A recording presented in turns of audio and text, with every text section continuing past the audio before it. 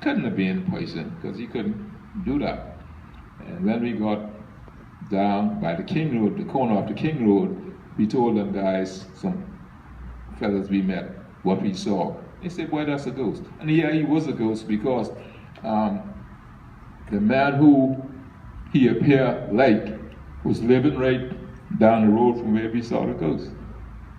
You know, and how are you going to explain that? These things just happen.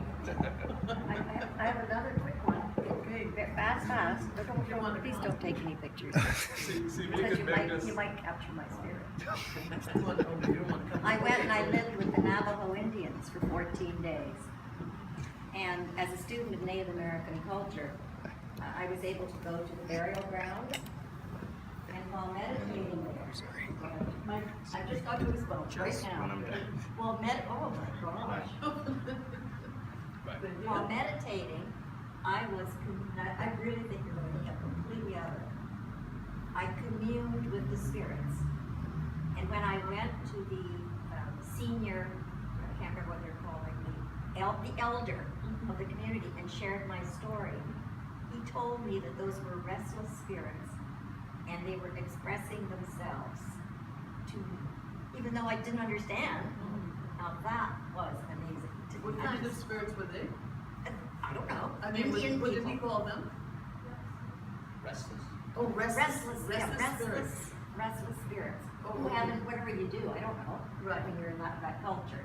Right. That, to me, like I got goosebumps just thinking about it. It was like crying. I thought it was absolutely cool. What's going to happen in the near future is if we start getting together as a group and talking about these things, more and more people will come up and talk about them, and pretty soon the fear of ghosts will disappear because it's not really afraid. But just that people are afraid to talk about these things. I bet you the story you just tell us, I mean, you will tell it to a friend or so, but you... Maybe 2 other people. Yeah, I'm you too would, embarrassed. yeah, because, yes. But you don't need to be embarrassed because ghosts are real. Ghosts are real. They are a part of the human race. And I spoke to my pastor, advisor, Monsignor Moss, because I was feeling so troubled. Leave it alone. Don't worry about it. It was a communication. No one can tell me it wasn't. As crazy as it sounds to those who haven't had the experience. And each time you were fully awake. Oh boy, yes. Absolutely. And I wasn't smoking it. Well, if you have a session where you get people to come in and just tell stories like this. In anything, it's very humbling. Yeah. Very humbling experience. Yeah. And in a matter of year or so, the human people would know, and it's nothing to be afraid of. And talk about Africa. I may be white as snow, but I know a little bit about a few little things. If you sit in the presence of drumming, there again I understand through my heritage, my North American Indian heritage, and you listen to drumming, you can have some interesting experiences. Because drumming is a universal language. And it joins, we all drum in our own way. Junkanoo is a form. That's just, anyway, blah, blah, blah. Well, thank you for sharing. If you have one more. Oh, I can go on. Oh, you too. Now, that's your husband there, right? This is my husband of Now, he ain't gonna 52 years. tell the story now. He's still embarrassed. I'm sure you got one or two. He's ashamed of me because I think he gets Yes, us he nuts. is. And I don't care. When you come up next time, you can tell your story. That's fear that. Well, I don't have any yet, so maybe by the next time I see you, I'll have one to tell. Yeah. But thank you very much, Mrs. Smith. If there are no more questions, we thank you for writing this book too, Ghost Stories from Around the Bahamas, and real and authentic. And then 1010, the Bible 10. So if you'd like to purchase a copy of this book tonight, as well as he's brought this book about a journey from Africa to the Bahamas, and he's also written, as I say, this one is a really big piece of work.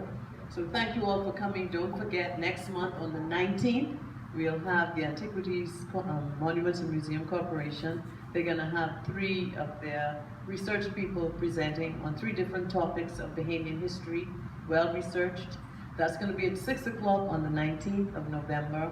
As I say, we're trying to avoid the American Thanksgiving, so many people go away. So please come on out. We have poppies at the back for sale because we're trying to help the British Legion this year and those widows and some of the veterans, one or two who are still alive. Also, the Bahamas Historical Society, we invite you to become members and also to become volunteers of the Bahamas Historical Society. We're happy, we had 2 students this week and a lot of them are doing their community service. Actually, we had 3. One from St. John's, one from SAC, and the other one is from COB. And we love to have them because they do a lot of things we don't have time to do. And I make sure that they work. So we're very happy to have them this week, and we're looking forward to having some more as the word gets out. I like to be here when they're here because I like to make them work, and then we have to give them a fair assessment for the school.